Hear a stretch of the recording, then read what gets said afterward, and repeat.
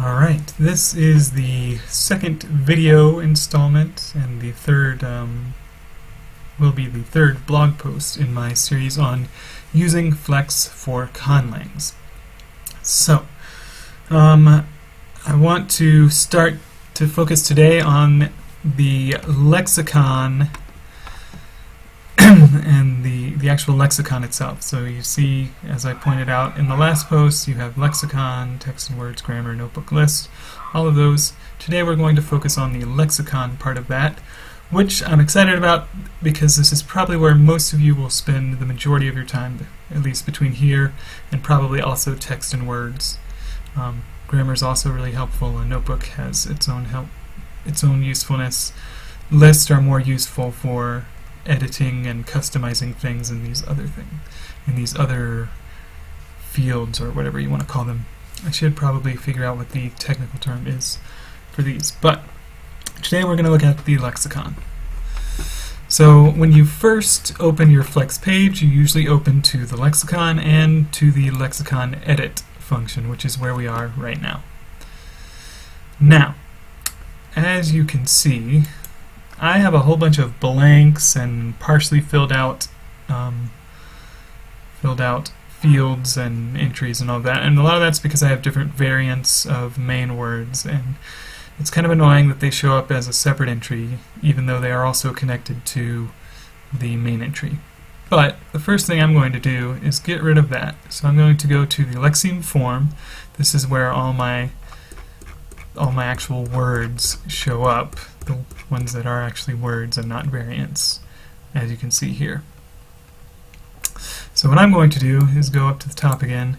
I'm going to click on this little drop-down menu. Right now it says Show All. I'm going to click to have it show non-blanks. In other words, have it show things where there's actually something filling up the field. And that's going to be more useful to me, easier to use. Okay, so I've gone all the way up to the top here. You can do that same thing with any of these columns. Right now I have these ones showing the lexeme form, pronunciation, glosses, grammatical info, etc. So maybe one of the first things we should do is that I should show you how to configure the columns. There's a couple ways to do it. There's a lot of redundancy built into this. So you can go to Tools and Configure, and you have this columns. You can click there, but it's probably easier and quicker to do it the other way. You see this icon here is also right here. So you can click on that, and you can click on all of these different forms, different fields, and they can show up. And you can also, of course, make the different parts larger or smaller. So this entry part, I'm going to make that smaller while I show you the columns. So full abbreviated grammatical information, semantic domains. I don't have a lot of those filled out, but I do have some, I think. So let's show some non-blanks here. Yeah, so there you go. Some of them I have filled out, but not a lot. Actually, as you just saw, I filtered that for non-blanks. They call this filtering. So I filtered that for non-blanks, and then I just went back to show all. But if you have some filters active and you want to get rid of them, that's what this handy-dandy thing's for. Problem is, that's going to take me back to a showing in the lexeme form, even the blanks there, which I don't like. So I'm going to go back to non-blanks. Okay, and then let's say, of course, you probably don't want to have all of these open all at the same time. I usually just use the lexeme form, the gloss, definition. I don't have a lot of those actually filled out because the gloss usually serves my purposes, but the definition can be interesting, especially if you have culturally specific terms, and again, we'll get into that in just a moment here.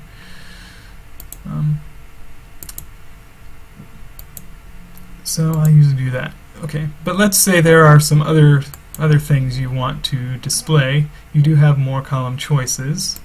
So what you can do is click on that. You can go into any of these and add them as fields, columns that will show up in this. So academic domains, I'm not sure what the difference between that and semantic domains would be, but you could add that, click OK, and then now it shows up. But I don't really know what that would be useful for, so I don't have anything in there at the moment. If you want to get rid of it again, go back. I should be doing this slower, huh? Okay, so you can go back to the Configure Columns menu either here or from Tools. Configure Columns, click on Academic Domains, here in the Current Columns, and click Remove.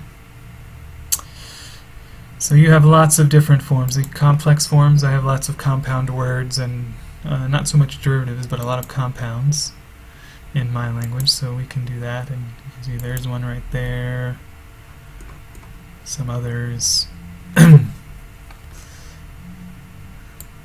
so on. Oh, yeah, lots of others if I go all the way up.